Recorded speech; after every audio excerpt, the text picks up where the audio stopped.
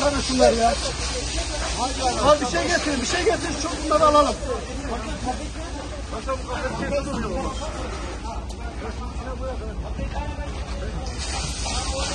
Başkanım, onun için al.